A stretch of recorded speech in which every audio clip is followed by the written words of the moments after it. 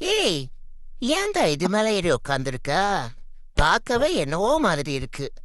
நீங்க மட்டும் எந்த பஞ்சாயத்துலயும் மாட்ட மாட்டீங்கடா. நாங்க சும்மா இருந்தாலே பஞ்சாயத்து தான் எங்களுக்கு.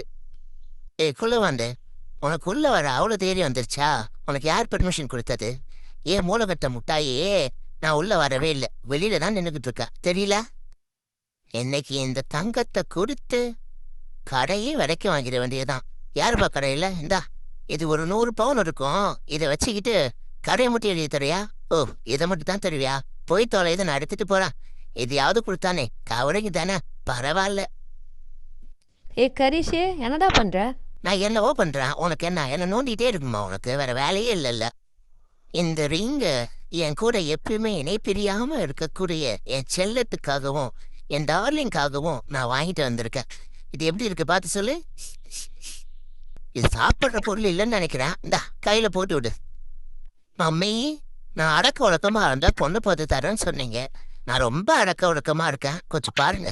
ஹே, அது எப்படி? எல்லா வேலையும் செஞ்சுட்டு ஒண்ணுமே செய்யாத மாதிரி ரொம்ப நல்ல பிள்ளையாட்டா இருக்க. அதுக்கு நானே பண்ண முடியும். எல்லாம் மேனுஃபேக்சரிங் டிஃபெக்ட். நைட்டு ஃபுல்லா போனை பார்த்து பார்த்து கண்ணு ரொம்ப வலிக்குது.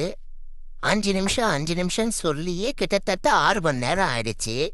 ஆனாலும் போனை வைக்க முடியல. எனக்கு தெரிஞ்ச போதைகள் பிரிவில் இந்த போனையும் ஆட் பண்ணணும்.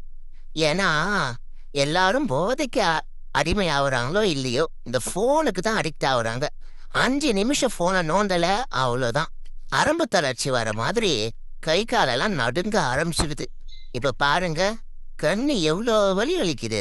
ஆனாலும் அவ்வளோ வலியை பொறுத்துக்கிட்டு நான் போன் நோண்டுறேன். இதுல இருந்து என்ன தெரியுது? நானும் ஒரு அடிக்ட் தான்.